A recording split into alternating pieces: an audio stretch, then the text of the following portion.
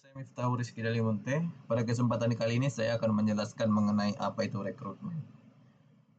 Rekrutmen adalah proses mencari, menseleksi, serta memasukkan calon karyawan baru kepada suatu perusahaan.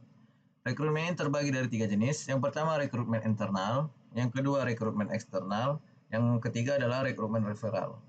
Rekrutmen internal adalah rekrutmen yang dilakukan dengan memanfaatkan karyawan yang sudah bekerja di dalam perusahaan tersebut untuk mengisi kekosongan pada posisi yang diperlukan perusahaan, yaitu dengan memanfaatkan sistem rotasi serta menggunakan sumber daya manusia yang ada di dalam perusahaan tersebut. Yang kedua adalah rekrutmen eksternal, adalah rekrutmen yang dilakukan dengan mencari calon kandidat dari luar perusahaan. Yang ketiga adalah rekrutmen referral, rekrutmen yang dilakukan dengan rekomendasi dari internal perusahaan kepada calon kandidat yang berada di luar perusahaan. Yang selanjutnya mari kita bahas mengenai alur. Alur dari rekrutmen yang pertama itu mengenai analisis kebutuhan.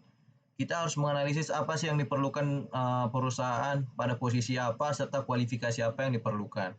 Dalam menunjang proses ini diperlukan yang namanya dokumen manpower planning, yaitu dokumen yang mendata mengenai posisi apa yang diperlukan untuk menunjang keperluan bisnis operasional perusahaan tersebut.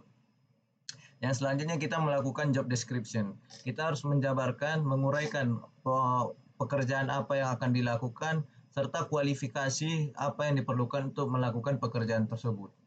Yang selanjutnya kita akan melakukan proses sourcing, yaitu kita proses mencari serta men-screening kandidat-kandidat yang dirasa kuat untuk mengisi posisi tersebut, yaitu dengan kita melakukan posting flyer ke ke berbagai job portal serta melakukan promosi terhadap perusahaan kita untuk mencari kandidat-kandidat yang cocok untuk mengisi posisi kosong tersebut.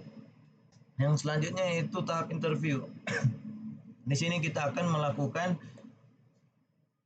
wawancara terhadap kandidat-kandidat yang sudah lolos dari screening CV tersebut, CV berdasarkan proses sourcing tadi. Jadi di dalam interview ini kita akan menggunakan yang biasa dilakukan yaitu teknik BEI, yaitu Behavioral Event Interview, yaitu interview yang dilakukan dengan mengulik apa yang telah dilakukan di masa lalu untuk memprediksi apa yang akan dilakukan calon kandidat tersebut di masa depan.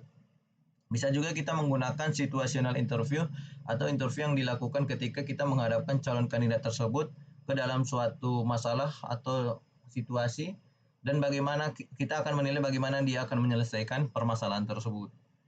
Biasanya konteks dari teknik interview ini tergantung posisi apa yang diinginkan dari perusahaan. Yang selanjutnya kita akan melakukan tahapan tes tambahan, yaitu kita akan melakukan tes untuk menilai kemampuan kognitif, kemampuan psikotes dari kandidat tersebut. Kita dapat melakukan yang namanya tes kepribadian seperti KIDIX, MBTI, EPPS, dan kita juga dapat melakukan tes-tes seperti gaya kerja seperti Papikostik dan berbagai tes psikologi lainnya.